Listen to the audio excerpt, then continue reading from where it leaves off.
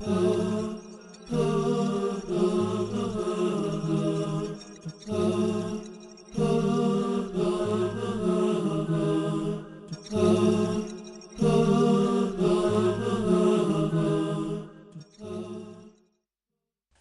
alaikum and welcome to Health in Islam. As always, it's me, Isma'eel Chartier, and we're very, very fortunate to have Dr. Yasser here with us again today to continue talking about family counseling, family issues, everything about the family. Thank you for coming. Again, as always, a pleasure to be here. We're going to just jump right back into it because it's such an important topic. Now, I've heard that if you're too relaxed with your children, too lax, or you're too strict with them, you'll have the same end result. Yes. Is this a truthful statement? That is true. Pretty much what happens if you have parents who are very restrict with their children, the children end up being runaway, teenage, or they go to drugs and alcohol, or become a gang member. Becoming a gang member doesn't necessarily mean that they are rambunctious or they want to do something wrong.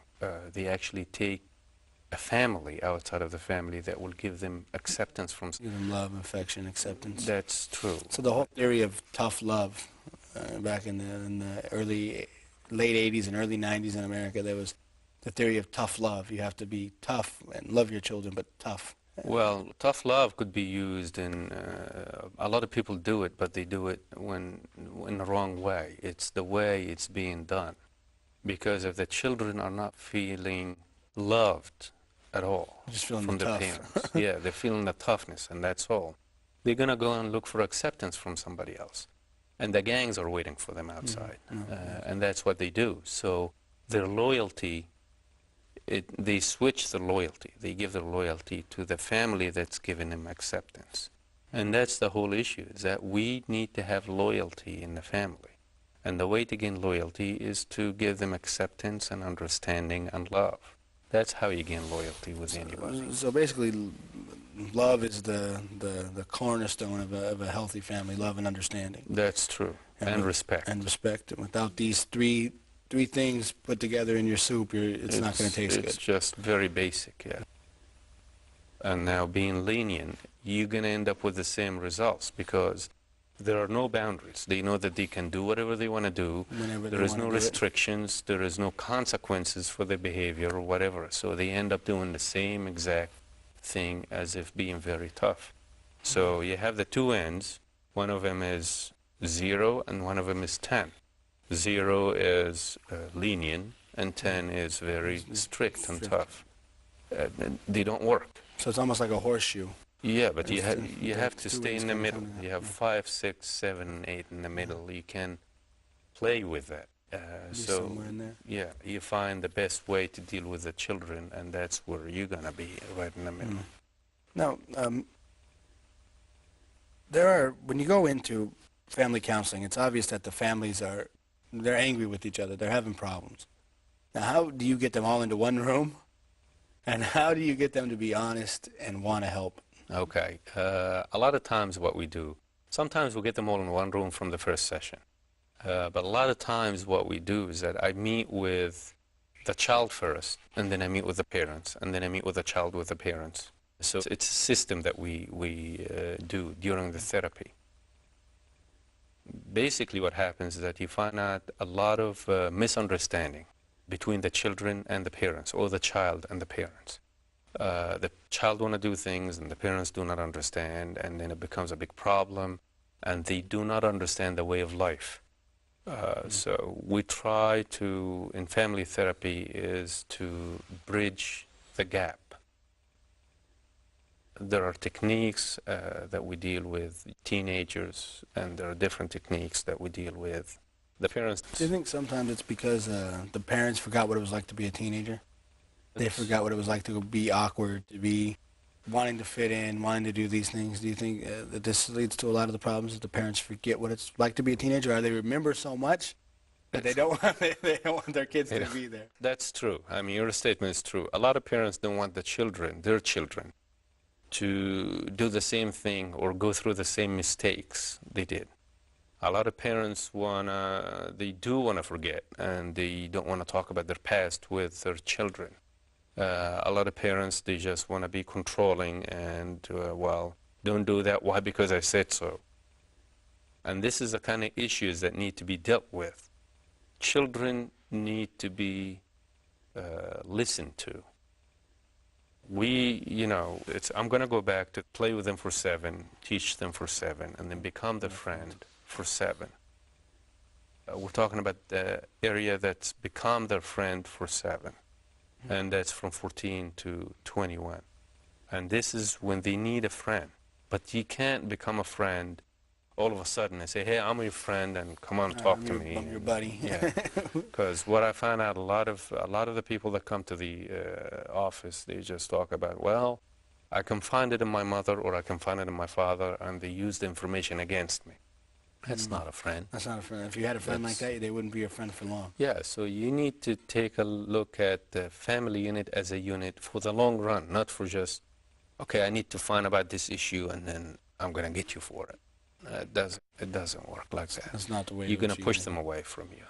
That's why I asked about if you find something in a previous episode, you find some drugs or something in your child's, how do you handle that? Because if you handle it not as a friend, then you become very hard with them, and they don't think they can ever come to you for anything. If you handle it in a nice, gentle way, then they can come to you, and they have a trust. They build a trust between you. I actually have a lot of parents and families. They come through. We have a parenting and anger management groups that we do. And a lot of parents that come to the groups, and then it takes about 6 weeks, and then by the end they say, well, we want to come again. Can we come again? Because there are a lot of information that we need to know. We wish we knew this information when the kids were just little. Mm-hmm. And that's what happened. There is parenting education. There are classes for parenting education. You can go through that. There is education in the Muslim religion about how to parent a child, how to be a husband, how to be a wife. When we were talking about, is there a guidebook? I was going to say, well, the Quran and the Sunnah of Muhammad are a guidebook for everything in our lives. It's the best guide. It is the best guide.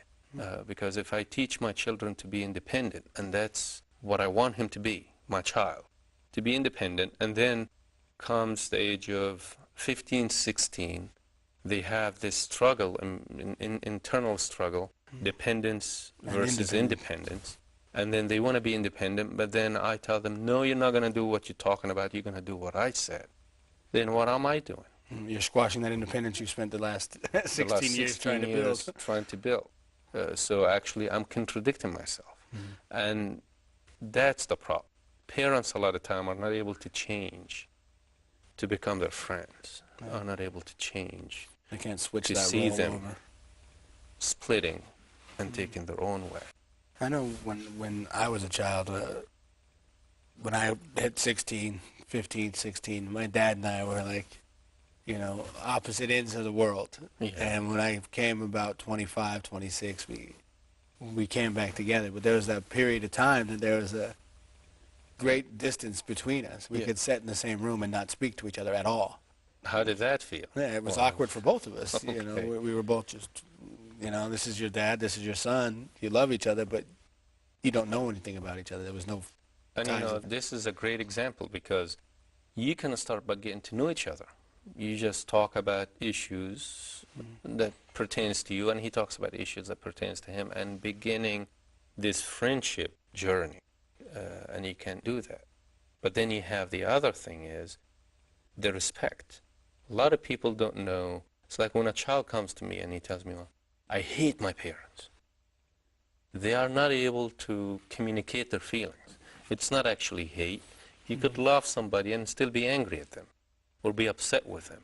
You could love somebody and you don't have to agree on everything. You could disagree and still have this relationship. Hate's just the word we use when we don't know what else to say. We go, man, I hate that. Yeah, but then parents hear this word and they feel like, well, he hates me, and I'm going to set him straight, and I'm going to do this, and I'm going to do that. Yeah, and if you don't, you got the thing, if you might not like me, but you're going to fear me, might come into play after you hear a statement of, I hate you. You might say, well, okay, you can hate me, but you're going to respect me and fear me. And then that becomes a bigger issue for the And child. Respect is due. I mean, we all know that. Respect in Islam, is due, we're taught to respect our parents, to put them on a high level with ourselves. It's or put them above us and to do things for them. That's true. No, now, what would you do with family therapy? Say if one of the family members doesn't want to come. Say I go to family therapy with my family and my wife says, I'm not coming. This is it. Well, so I guess you just said it. I mean, if it's family therapy and she's not coming, then it's no longer family therapy. Yeah, it becomes individual therapy. It becomes individual How therapy. would you convince her of the importance? Say if it was me, not as a doctor, but as a family member, how would you get her to come to therapy? Okay, a lot of the times you have people that they have their own issues. They have to work through their own issues in order for them to reach a point that they can be a part of the group. So if that individual have their own issues that's preventing them from being part of this family or this group, then they have to work through their issues first. They have to go to therapy first to be able to see the big picture. And at that point, then they can do family therapy. But if not, then there's nothing that could be done. We're going to go ahead and take a quick break, and when we come back, we're going to continue our conversation on family therapy, and we might get into some question and answer about what if this exists and this exists. So stay tuned for this exciting topic. Assalamu alaikum.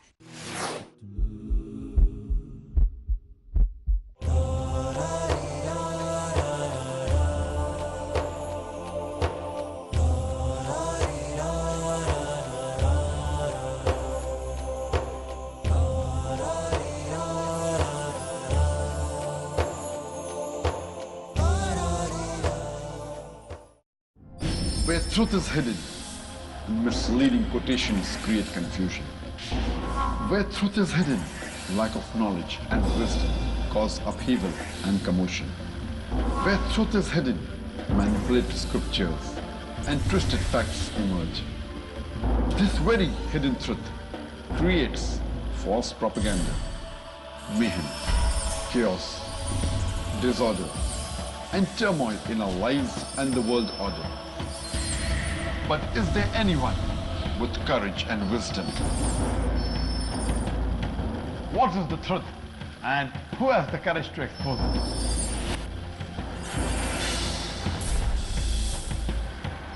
Because it's your right to know the truth. Watch truth prevail and lies perish in Truth Exposed by Dr. Zakir Naik. Tonight at 9 p.m. and repeat telecast at 7:30 a.m. India on Peace TV.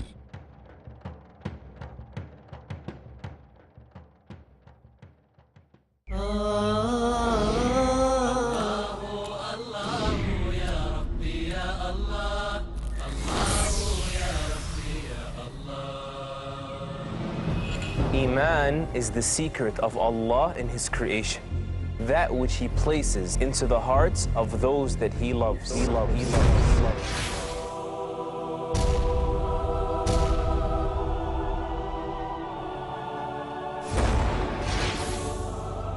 Once it glows, nothing is stronger that can drive a person, and nothing is sweeter that a person can experience.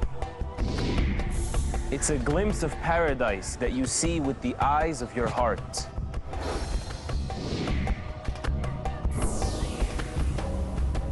Unlock your Iman with my new series, Imanology, The Fundamentals of Faith. Enrich your Iman by following the factors that would open the door of eternal blessings for all believers in Imanology, the study of Iman. Next on Peace TV.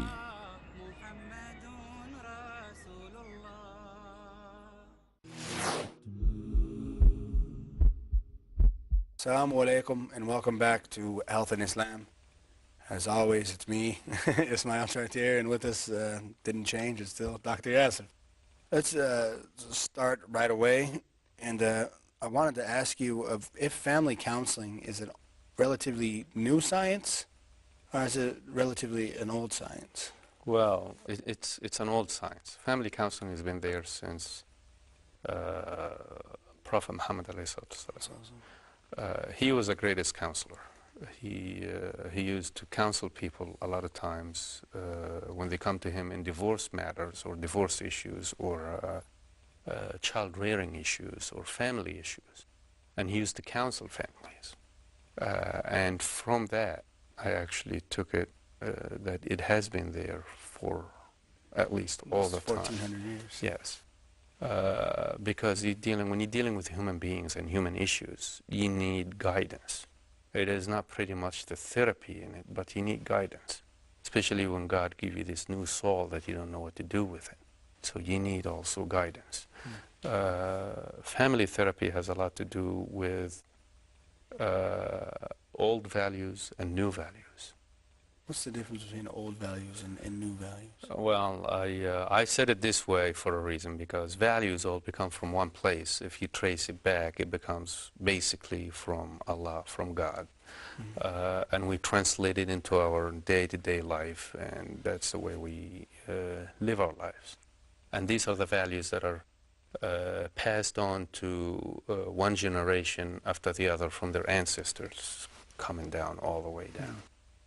But you have the new values, which is the teenagers' values. So when they come to the therapy session, they say, well, he doesn't understand anything. They don't understand us. They don't listen to what we want to do and stuff like that. And these values, it's actually not pretty much values, but it's a way of life. If you take a look at the way we used to live 20 years ago, it's not the same now. And the way we live now, it's not going to be the same 20 years from now. I'm talking about things that we do on a day-to-day basis, the computer and the TV and all and societal revolutions, like if you trace the sexual revolution in America, it totally changed the society of America. It changed the values of America from that point on. That's true. That's true. And then you have the other values that changes internally. Every human being changes throughout lifespan. It's like when somebody gets married, it's not the same when he was single, and then it's not going to be the same when he has children, and it's not going to be the same when they have the different ages. So people change, and they need to understand themselves, and they need to talk to their family members about themselves. That's why I always say, well, get to know yourself first, and then you'll be able to choose your life mate.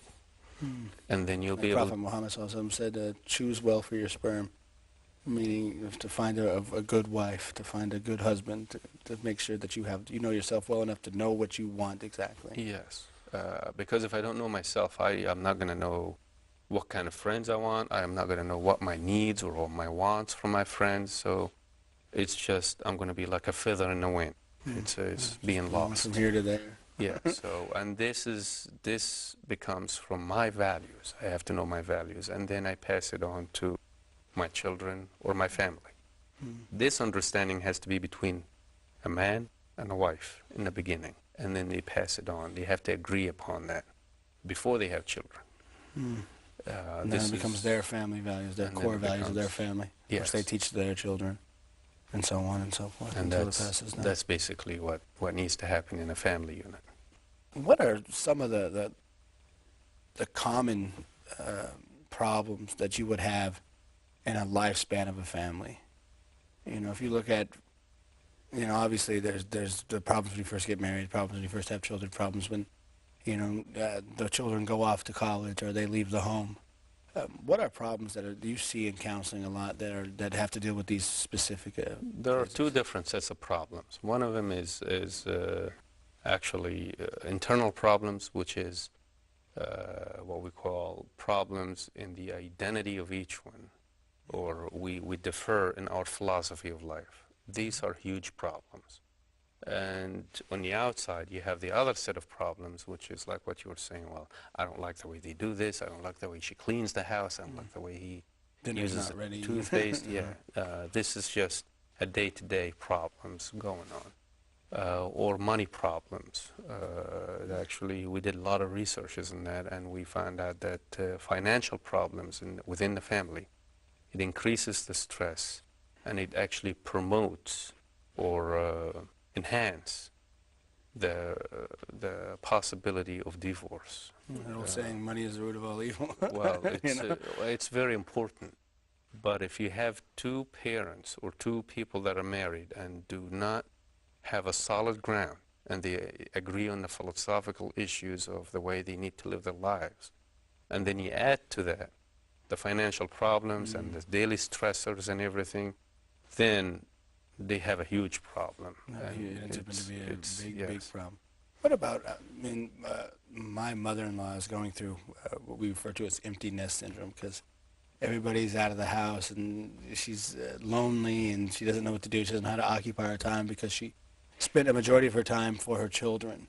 And now that her children are grown and have families of their own, she doesn't know how to cope with this. What is some advice that you could give to the quote-unquote empty nesters in America and in the West? Well, this is actually in the States or in America, there are a lot of things that could be done, which is, senior citizens or the elder people, they go and they volunteer to work in different places, just as to occupy their time and to fill this emptiness. However, I think what's more important is the emptiness, not in time, but in the emotions. It's like, I've done everything, my children are married, my work is done, and I'm just done with this life. And that's why you find a lot of senior citizens suffering from depression. They need to feel the love and affection. And if you take a look at the lifespan according to the Muslim religion, you're an infant, and then you're a child, and then you're a strong adult, or you're a strong teenager, and you're an adult, and then you're an older man or an older person, and then you're a child again. That's actually true. If you take a look at the whole lifespan, that's true. Feeling-wise, I always said you start out in diapers and you end up in diapers. Oh, you're talking about physical. Yeah. But emotionally, it is true. It's very much true. So when somebody gets older, and that's why we say, well, who do we need to take care of? When my parents get old, I have to take care of them.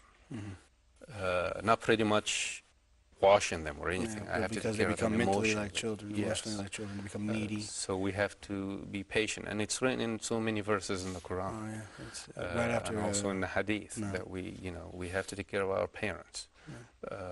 So that's to take care of this, or to manage this emptiness that you're talking about. There are different techniques that we can deal with it. If that's not available, we can deal with something like mentoring. Older citizens or senior citizens, they can do mentoring for younger children, and they teach them their wisdom, and they teach them their values, and they teach them other things that it's really not available for them. If we kind of get lost in the busy society that we live in, these people have wisdom, and we forget this a lot. Is it all right for families to laugh together, to cry together? Is this a healthy, normal behavior for families? Oh, no, it's not healthy at all. Of course it is healthy. And, it's one of the things that we usually forget, is to have fun in the family, or play with the children, or laugh with them, or carry them, and, even the whole family unit. So having fun is very important. The same thing, being open with your family is very important. I'm not saying that you involve them in each and every problem you have outside, but I'm talking about emotionally involve them. And if there is a problem, even make believe that, it's, hey, come on, kids, we have this problem. How do we deal with it? Stuff like critical thinking also at the same time. Yeah, it's not the major problems that you're facing, or it's not stuff that they don't need to know. It's just simple little things that make them feel like it is a family unit. As Muslims, a lot of people don't think that we laugh and don't think that we smile. They think that we're very serious people all the time. Well, Prophet Muhammad ﷺ, he used to carry his grandchildren on his back and they go played on with him when he prayed. They would play on his back. Yeah. Perfect example of the way we raise our children. Yes. What is the stigmas that are attached to seeking therapy? Are there stigmas like people are afraid people are going to go, oh, look at you, you're in therapy?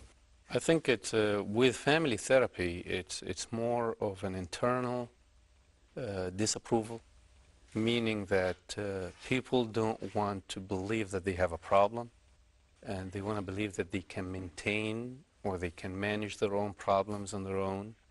Another thing is, if you have one parent is coming to therapy, the other parents say, well, I'm not going. You go and deal with it on your own. That, in my opinion, is, or it actually is a fear from that individual to face their fear. He's afraid to face his problem. It's the fear of running away from the problems and stuff. So instead of confronting it, he says, I don't have a problem. You have the problem. You go and deal with it. It's not my issue. In all reality, it's probably his issue. That's why he's like, I don't want to go. Yeah. That makes perfect sense to me. What about someone who's too much of a friend and they enable their children to do everything? Like I knew a family back in America, the mom, she would buy their children drugs, she'd buy them beer, she would do everything. Is she a mom? That would be my question. That's also a good answer. And it's the answer at the same time, because a parent has to ask himself all the time, is this actually appropriate? Is what she's doing appropriate? Is she trying to buy her kids love? Because that's not the way to buy love. That's not the way to buy respect. And that's not the way to make them quiet either. That's why I asked, is she really a mother or not? And we're going to go ahead and end on this, is she a mother? Because it was very funny, it made me laugh. I'd like to thank Dr. Yasser, our good friend, for coming by. And until next week, Assalamu alaikum. I'm Isma'eel Chartier, and this is Health in Islam.